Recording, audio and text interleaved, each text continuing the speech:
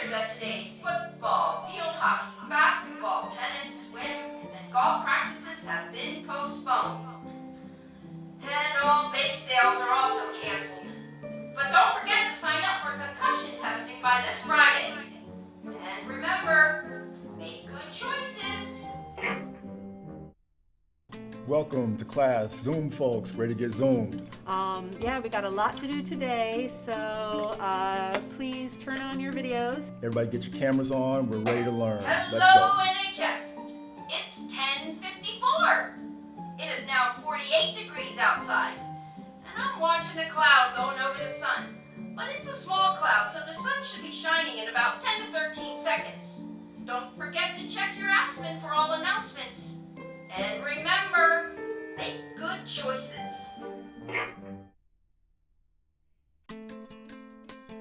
Hey, listen up, NHS. It's 11:12. A person is right now entering the building and going up to the sign-up sheet. This is standard protocol, folks. Good work, team. Remember, make good choices. How are they going to make good choices if they can't hear me? They got to hear me. I know it. They got to be out there. How am I going to get a hold of them? Make good choices. Choices. Everybody, choices. How are they going to make the good choices?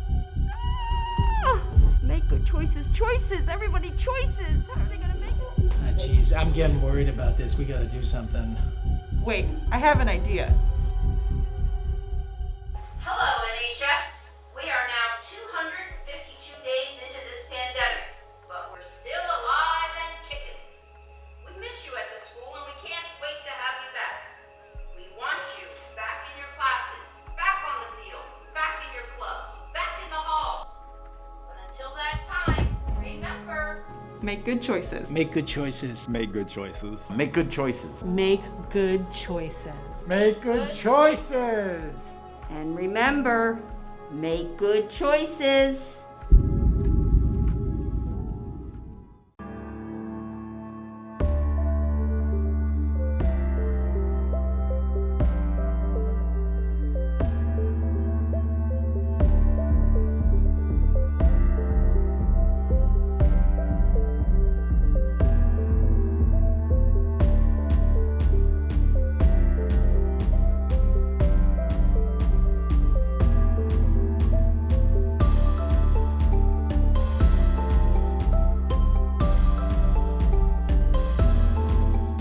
Hi, I'm Travis Emerson and welcome back to the Transcript. This week, the Transcript visits the brand new video store in downtown Northampton. Student Art Spotlight interviews another artist. Real Talk watches a Minecraft movie. The Schoolyard Scoop goes to forbidden areas. Hallway Hot Takes talks injuries. We go to the hands-off protest and investigate flood tide zones. With the rise of streaming services, the popularity of physical media has been steadily declining. However, the industry has been seeing a recent resurgence due to consumers becoming increasingly frustrated with the streaming model. The last video store in Northampton shut down in 2011, citing Netflix as a reason for the closure. Now, a new volunteer-run video store, Visions Video, is set to open in Northampton, where customers will be able to rent DVDs, Blu-ray, and VCR titles for a monthly subscription. We spoke to George Myers, a founding member of the Visions Video Collective, to learn more about what the store will bring to Northampton. It's really about creating a physical space where people can kind of get together and they can kind of experience this collection in a way that allows them to find new things and go through that sort of the wonder of discovery that, for me, like that scrolling experience does not fill me with magic and hope and like excitement. I really feel it's important that we, in some ways, rebuild a muscle to be in community with each other. That, you know, the streaming experience is not unique in the sort of cultural shift that's happened, where a lot more stuff happens indoors, a lot more stuff happens online, a lot more stuff happens alone.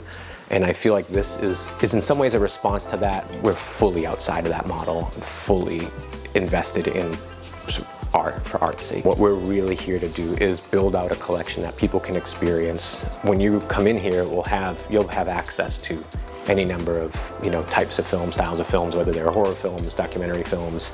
Visions Video is set to open within the next month at 183 Main Street. If you would like to learn more, you can reach out at the email below. Welcome to the Student Artist Spotlight. Today we talk to Kaylee Wu, a junior currently taking honors art.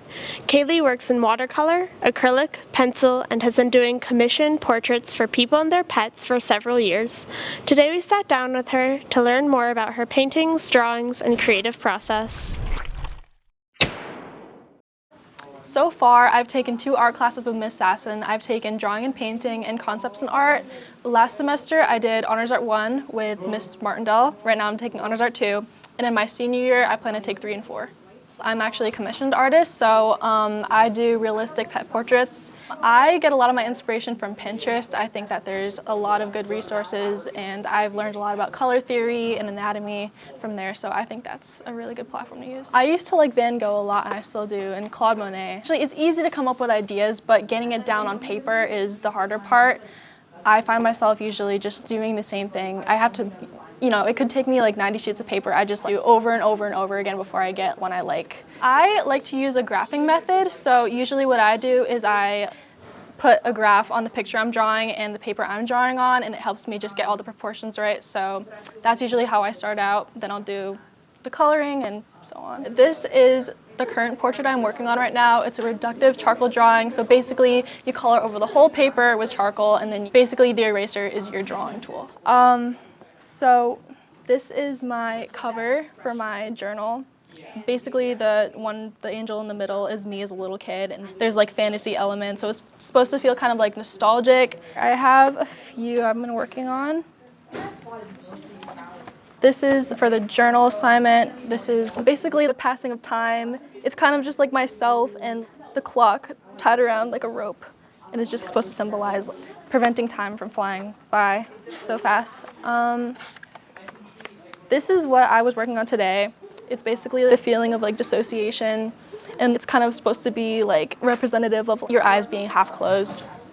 Thank you for watching. If you want to be featured, fill out the Google form below. To see Kaylee's work or request a commission, go to her Instagram at KayleeWooArt. See you next week. Welcome back to Real Talk. This week we went to the Hadley Cinemark and watched a Minecraft movie. Starring Jason Momoa, Jack Black, and Emma Myers. The movie follows 4 friends who are pulled through a mysterious portal into a bizarre, cubic wonderland that thrives on imagination. To get back home, they'll have to master this world while embarking on a quest with an unexpected expert crafter. For plot, probably like a 3. It has a direction, and it does make sense. It was very Minecraft and not so much storyline. I agree with that. Honestly, I'd also give it 3 out of 5. I mean, the plot was very concise. You can tell what their goal is and what is going to happen. I do think the movie overall was very satire. For me, I'd give the plot a 2 out of 5. It doesn't make sense. They're not really trying to make it make sense. It's just like fun, and that's fine, but it doesn't make for the best plot. I'd give the acting like a 2 to 2.5. Honestly, like, the acting really was not good. And like the heartfelt scenes felt just really like scripted. Jack Black did carry. I think Emma Myers is more of an amateur actor. Her scenes of where she's supposed to be sentimental, she kind of drops the ball a little bit on the emotion. I'm gonna give the acting a 1 out of 5. I'd give it a 1.5. I think Jack Black's an amazing actor. I think all the other actors are very capable of being good actors. It's so unserious that like the quality of the acting doesn't matter that much. The special effects for the Minecraft movie, I'm gonna give a 5 out of 5. Those were like amazing. My favorite part was the hoglins.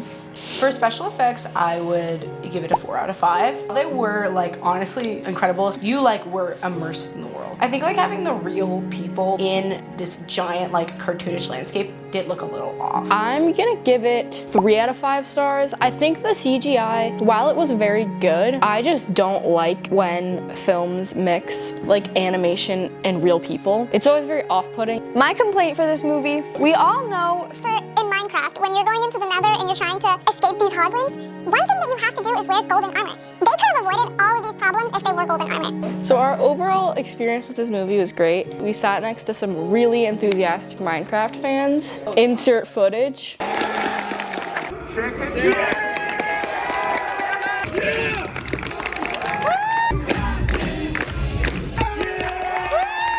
Seeing it in the theater with people who are really excited to see it was very fun. And so, even though it's not, from a critic level, a good movie, it's still a fun movie, and I'd still recommend it. Being there with so many other people who were like just enjoying it as much as we were, if not way more, it was really like validating.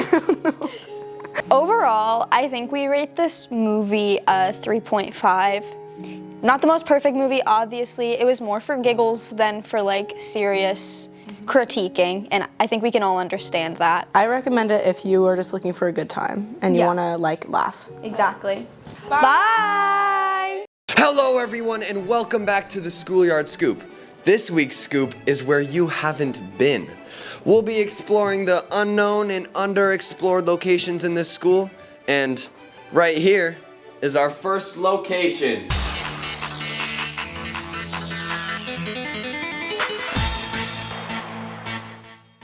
Come on in, everybody. This right here is kind of a multi-purpose room. I don't know what we have going on over here. Let's take them over to this side. People don't really explore as much. Got lots of books, we got lots of games, and we have an exit to the inner guidance area, the outdoor inner guidance area. That's enough for this room. Let's check out our next location. And here's our next location. We are currently in the district-wide storage room outside of the custodian lounge on the basement floor. We have plenty of boxes in here as well as many more boxes. Couple of Lincoln hats right here if you need them. You know where to find them. We've got this big open space right here full of guess what? More boxes. And we'll see you guys in the next location, which is the boiler room. This is our home of 4 beautiful boilers, highly efficient, very hardworking. There's a lot of things you could touch in here. Come on this way. Oldest clipboard I've ever seen, or oldest paper on a clipboard at least. This place is just filled with pipes. You can even be a creepy little freak in the corner. Now we're in a secret stairwell. Listen to that echo, leading from the costumes closet in the basement floor all the way up to outside of the auditorium on the main floor. The Northamptons actually practices in here every once in a while for the amazing acoustic. One can only guess what these rooms used to be used for. Now they're just boring storage closets with chairs and risers and tables. Moving on to the next location. What's that rustling in the bushes? What the? It's me behind the bushes inside of the costume closet, better known as the theater junk room. There is a plethora of things in here to explore. Step into this area, you'll see a couple of dummies left over from the production of 13 Past Midnight. In here, this is where the costume magic happens. We have many relics left over from previous musicals, plays, anything that may have been involved in the theater around here. I'll see you in the next location when I wake from my slumber. Rest well, my fellow viewers. We're now above the gymnasium in this storage area of sports memorabilia, you could say. We have trophies, we have hockey sticks, we have basketballs, we have jerseys, we have the 2012 high school frisbee, big cone. Oh, there's even more stairs. Where do they go? Oh, that's to the roof? Is this to the roof? Yeah. We got an exclusive inside scoop on the roof of the freaking school. It's just a roof, but we're on the roof. That's pretty cool. Best view of the flag I've ever gotten. This is the top-down view from the skylights above the bus loop entrance. That's pretty amazing. Thank you so much, everybody, for watching this week's Schoolyard Scoop. Special shout out to Brian, the custodian, for granting us access to all of these amazing locations. And tune in next week to see what the scoop will be.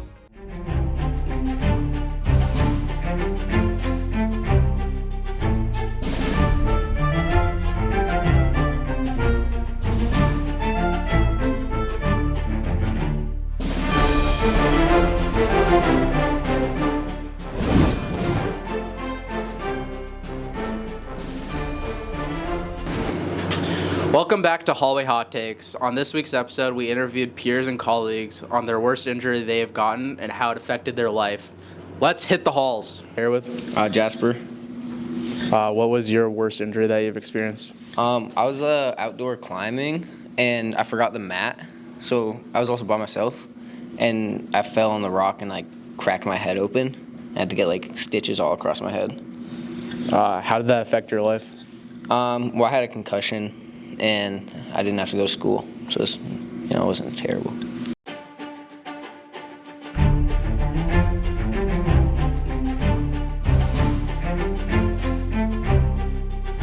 Here with? Liam. What was your worst injury you've ever had? One time I laughed too hard and my rib cage burst, and yeah, that really hurt. Okay. How did that affect your life? It kind of hurt for a couple weeks, and I couldn't laugh anymore.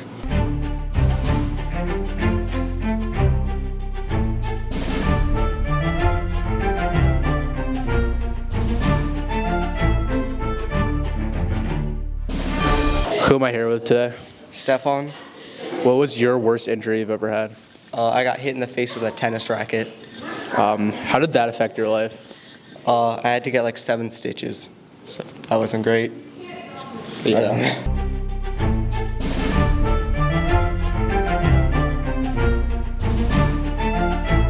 Who am I here with? Pranav Belur. What was the worst injury you've had? I would say crossing the road, I got hit by a car, and I broke my femur. What was the process of rehab through that? So mostly just like sitting on my couch watching Netflix, but a little bit of PT. How'd that affect you physically and emotionally? Emotionally, I was scarred, but physically, I'm better than ever. How long until you were able to play sports again? About 3 to 4 months.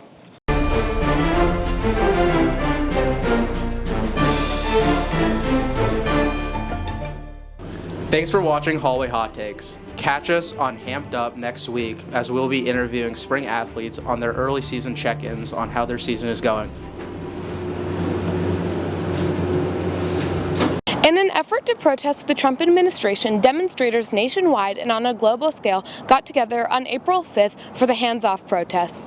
Individuals carried signs covering a wide range of topics, from the gutting of federal programs to the attacks on reproductive and LGBTQ rights. This week, we talked to students about their participation in the Hands Off protests. It's very important to me that young people are a part of movements in this country, as we are the future.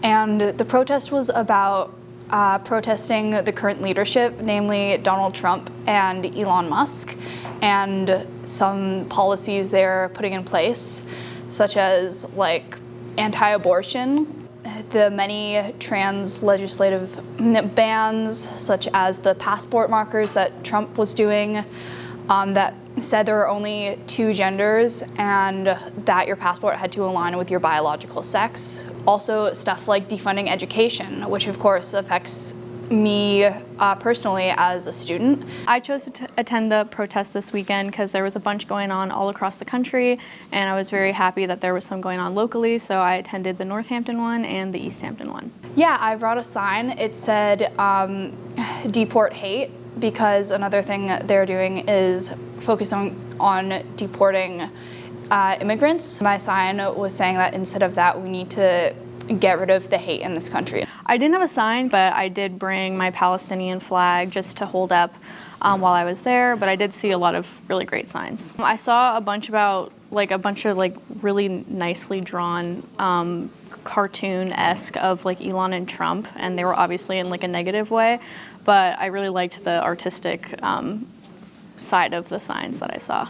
One chant I liked was, "Show me what democracy looks like. This is what democracy looks like." Show me what democracy looks like! Because that was showing like, this is part of making your voice heard in a democracy.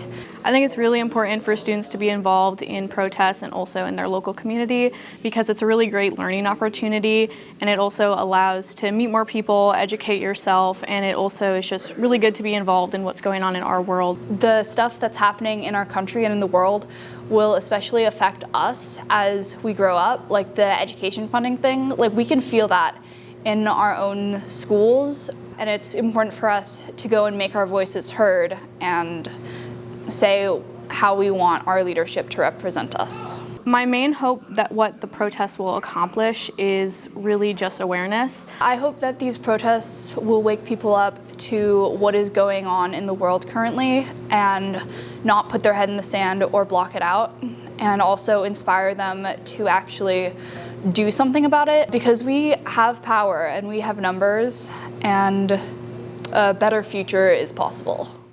Recently, new literary magazines made by students have become available in the library. Called Flood Tide, these zines showcase student-made art, poetry, and narrative fiction. We spoke to the creators and artists behind Flood Tide to learn more. Well, we have had a literary magazine like in the school's history, but not for a while. So this is the first time in a little bit. I'm not sure exactly how many years, but quite a bit that we've had a place for students to submit art and have it be shared throughout the school. Yeah, a few years previous to Flood Tide, there was another literary magazine. I think it was called Synapse, but that, stopped being printed a couple years ago. I'm just part of the group of people that go through the submissions that we get, and we basically determine, do we want this for this issue? Maybe we want it for the next issue. What's the theme of the issue going to be? How's our layout? What do we include? What don't we include? We found out that there used to be a literary magazine and felt like there was really kind of a gap where that, could be in the NHS community, because there's a really kind of vibrant creative community, but no real outlet for people to, publish finished creative works that they're proud of. So we take every submission and we put it into a spreadsheet, and we review submissions anonymously, so everyone on the board of editors, gets the submissions shared with them and reviews them, and then we talk about them and ultimately vote on what we think would fit in the issue.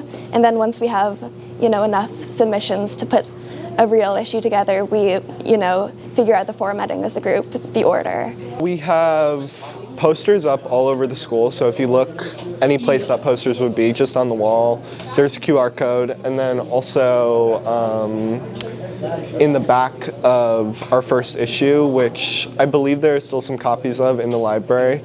If you go to the back and you scan the QR code, it'll take you to a submission form where you can put in your writing or your visual art. Issues of Flood Tide are available for free in the library. I'm Oren Jenkins, and thanks for watching.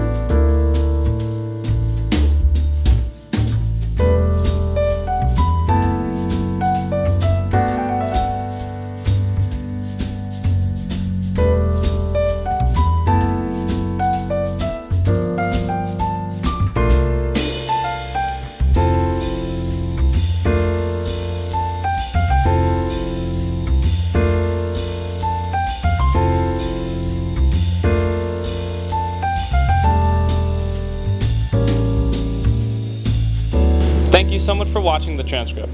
Make sure to support Class of 2025's Bueno fundraiser next Monday on April 14th. 20% of all proceeds go to Class of 2025 if you bring a mini poster from our Instagram or from around the halls. Thank you.